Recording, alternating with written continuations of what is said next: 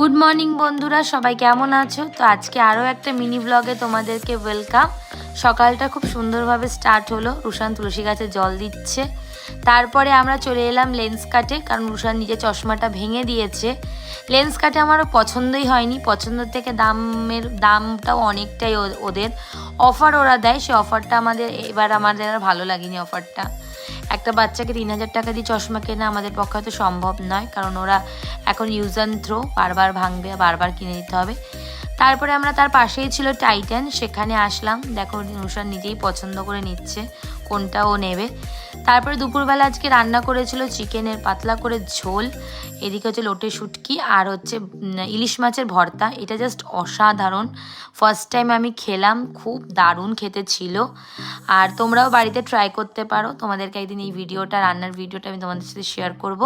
তারপরে একটা ছোট্ট পার্সেল দিয়ে তোমাদের সাথে আমি শেষ করলাম।